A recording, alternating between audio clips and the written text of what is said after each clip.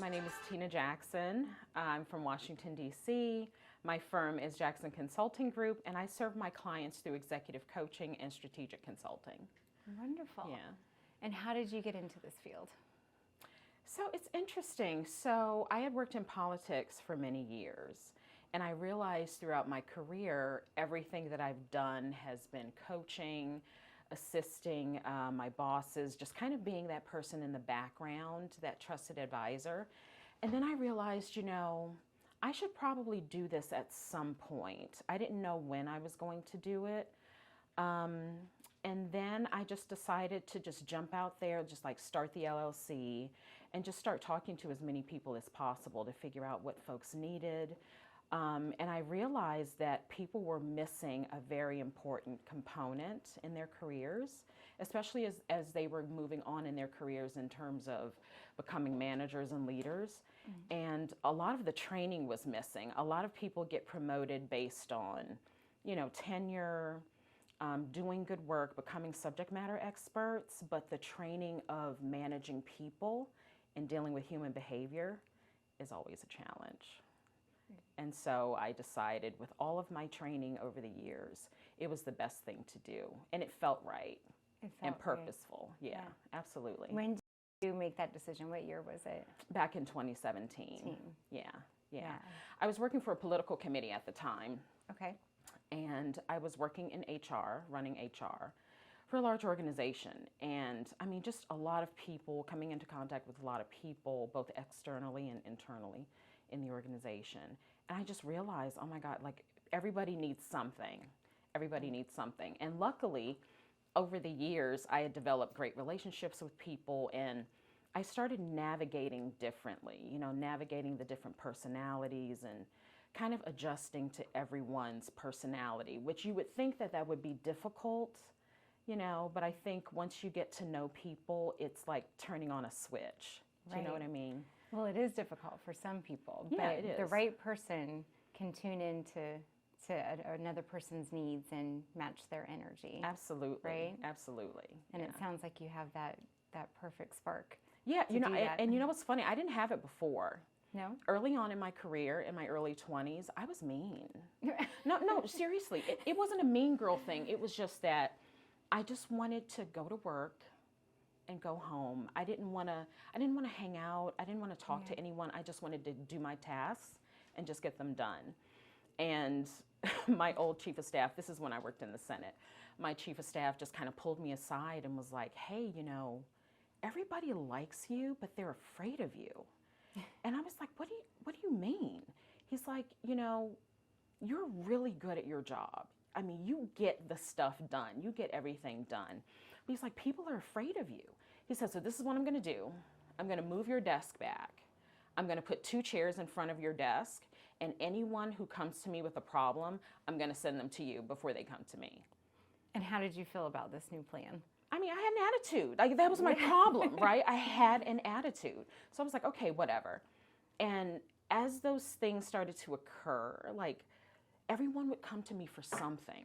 I was already working for a senator, and my desk was just off of the senator's office.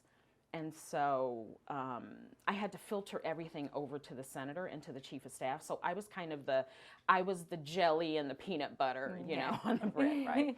And so many people just started coming to me more frequently. So my job became more like PR, if that makes sense, like internal PR. Mm-hmm. And then I started to like people. Like, and then where is this coming from? And then people started to like me. And before you know it, I'm like hanging out at happy hour. I'm like not necessarily the star of the office, but I was the go-to person because I had the answers for everything. And then everything just kind of blossomed from there. So I'm very appreciative that my chief of staff called me out, because had he not, I don't know where I'd be right now. Wow. Yeah. That's amazing. I should shout him out. His name's Scott Bensing. Well, thank you, Scott Benson. Absolutely. What are you doing for your business as far as marketing and advertising? How are you getting your clients in? So my clients usually come from referrals and referrals of referrals, which has been honestly really great. Right now, in terms of marketing, I'm doing a little thought leadership. I'm on the Forbes Coaches Council, so I'm doing a lot of articles that I'm writing. I'm on LinkedIn pretty frequently. And honestly, social media, I was like deathly afraid of social media because it's like, it's great. It's a great tool. And I know it's important, and I know that I have to get out there on video. So I'm doing these kinds of things, starting Putting to do yourself out podcasts and there. so forth. And so that's been a challenge, but I mean, at this point, it's definitely a necessity. Absolutely. So, yeah. Yeah. Do you feel like you're overcoming those challenges with social media and marketing? And Yeah, I think so. I had not been on social media like almost the entire time. I didn't like kick up social media until last year. I'm usually a pretty private person. I'm private in terms of, my personal life and so forth. But I'm very open if you ask me any question, which is really weird. It's just that I'm not used to having like my business out in public. Not that I have any special business at all, right? Well, it sounds pretty special. Right. Yeah, I'm right there with you. I'm very much private, open book, but still kind of hold back on this social media. But it's imperative for businesses these days to absolutely be out there. Absolutely. Yeah. What do you find most rewarding about what you do? Oh my gosh, I think the most rewarding thing is getting clients to their future state. I actually have a couple of female clients that are struggling with burnout. They're just exhausted. They're trying to balance work, the kids, being a wife, and then also performing really well at work and trying to still figure out this hybrid situation with the workplace. And hybrid situation, you mean working at home? Working at home and still needing to go into the office, and because they're in leadership positions, and so they also have to show up in person at times. And so that juggle is really burning people out. It's men too. It's burning men out too. What is your advice to those people? I mean, my advice is to do inventory of your resources, really, is to figure out what do you have and what resources can support you in any way possible. If you have friends and family that can take the kids every now and then, if you have an assistant that's being underutilized, because I know for me, myself, I'm preaching to the choir, right? Like, I have to use the resources that I have. And you have to feel free to delegate, and you have to let go and begin to trust. Because if you don't, you're just going to continue to burn yourself out. Right. I mean, what's the point of having all these staff and having friends that are there for you? And you have a support system, but a lot of folks are not reaching out and are not utilizing the resources that they have at their disposal. And asking for help. Yeah, absolutely. Yeah, and support. Mm-hmm. And that's what you can offer. Absolutely. Yeah, that's great. Yeah. What challenges do you see in your company, and how do you overcome those? I think the challenges right now, I think, is just me finding my own balance. I believe that because I'm working in my purpose, I'm not getting tired, but I know I'm not resting, if that makes any sense. It does. You're always kind of thinking about the next. Absolutely. move. And the other thing, too, is the service that I offer to my clients is more so rapid response coaching, if you will. I think that when you're dealing with executives in this area in particular, because I come from this political background, you're just kind of used to when someone needs you, you just show up, you're just there. And I offer that service to my clients, which is very helpful to them. But I think for me, it can be tiresome. Although I don't feel tired because I know that I'm serving my clients at the highest professional level. So. But you feel like you're always available. Absolutely, yeah. And I think that they understand boundaries because I'm pushing them for boundaries. To establish their own boundaries, and I do have my own. Like, I'm not up in the middle of the night all the time, like taking calls and so forth. Right. But I do work later on like Tuesday, Wednesday, Thursday evenings, and I try to take a little rest on Mondays. But you have your set days, and you find it rewarding. It is absolutely rewarding. Yeah. Where do you see the future of your company going? What do you see for? Oh, yes, the future of my company. So I'm actually celebrating 7 years this year. Congratulations. Thank you, in May. I'm developing a an online coaching program that I would love to see grow exponentially. In addition, I've been working on a book, a leadership book based on my journey, based on my career journey. And so I'm hoping to be on stages. I want to begin speaking to, larger groups and be on stages. So I'd also love to bring other people along in the coaching effort too. I'd love to be able to train a few individuals to develop their own coaching practices. Yeah. And would you bring people on to help you as well? Absolutely. Absolutely. Yeah. But, some people, they just want the top person. They want Tinna. Yeah. So. Yes. So here's Tinna. Yeah, absolutely. Yeah. That's great. Yeah. What do you like to do for fun outside of work? So the first thing that I love to do for fun is to keep up with all the celebrity gossip. Yeah.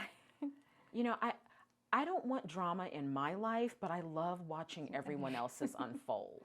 And for a couple reasons, right? Like, I think that when you look at all these reality shows, and it gives you additional insight into other characteristics that you might see in other people as you're working with them. So I view it as, me getting my celebrity fix, but it's also educational in many ways. Yeah. So I know that's an interesting way to think of it. No, but, it is. And, I listen to TED Talks. I love to travel and visit with friends around the country if I can. And hanging out with my husband. I mean, he's a great guy. We have a lot of fun together. That's good. So, and we're really good friends. We've been together for like 30 years now. Oh, congratulations. Yeah, thank you. I have decided the key to marriage is being friends. You've got to be friends. Yeah. You've got to have a good relationship. You do. It's just the foundation of it. Absolutely. Right? Like, if you have to make a stop and get a drink before you go home, something's wrong. Right. Yeah. Something's wrong. Something's wrong. I agree. Yeah. Take me back a little bit to your college days and what got you into politics. Oh. So I'll go back a little further. So Okay. when I was leaving high school, I didn't want to go to college initially. I actually was going into the beauty industry. Okay. I had gone to cosmetology school, and I thought I would be this great hairstylist, makeup artist. And at the time, I didn't go to college immediately. I had gotten a job with a lobbying firm. And there was an individual there that I worked with who really liked my work. And I thought I did a pretty good job. I was pretty detailed. And he wanted me to meet this senator. And I'm like, at the time, I'm like, I don't have respect for politicians. They're just full of whatever. Yeah. And then I met this guy, this senator, and he seemed to be like the real deal. And then, as I was finishing cosmetology school, all these opportunities just kept coming up. The guy asked me to come work on Capitol Hill with him. He wanted to take me with him. And it took like 4 conversations. I didn't want to go. I really didn't. I wanted to do the beauty stuff. You're like, I have my plan. I didn't want to go to Capitol Hill because I knew that it was like hard work, it was long hours, and I didn't want to be a part of that cycle. And then I took the job. Finally. Yeah. And it was a great experience. I mean, I worked in the Senate ended up being there for 10 years. I had gotten several promotions from there. And then I didn't start. That's a big pivot from cosmetology school to. It is. Yeah. To politics. It is. But my role was administrative. I started as a scheduler and executive assistant to the senator that I worked for, and the exposure, just the people. I was like, I need to go to school. I didn't have to, but I felt like, I needed to, and I got a degree in business management throughout that time. Oh, congratulations. Yeah, thanks. Yeah, that's awesome. Well, it definitely sparked something in you. Absolutely, it did. It did. I'm still friends with my Senate colleagues. Yeah. It's been like 20 years now, probably. Wow. Mm-hmm. And 7 years that you've been doing this, right? 7 years that I've been doing this, yes. Mm-hmm. Yeah. Is there any last words you'd like to leave our listeners with? Any advice, business advice, something from your heart, work ethic advice? Oh my gosh, there's so much. Yeah. I was like, call your mom, always call your mom, call your dad. Yes. You know, you have to maintain important relationships in your life, and continue to build your support system, because I feel like there's a yearning for community that people have. You know, I mean, you see it online. You see people bleeding all over, like Facebook, with their feelings, and even on TikTok, and it's concerning. People have issues, and I just want to tell people, you know, just be positive, maintain a positive outlook, and continue building your community, and maintain solid relationships, because it's key. It's key. It's key to everything. Yeah, it was beautifully said. Oh, thank you. Thank you. Thank you for coming in today. Absolutely. It was a pleasure to have you. Thank you. Thanks for having me.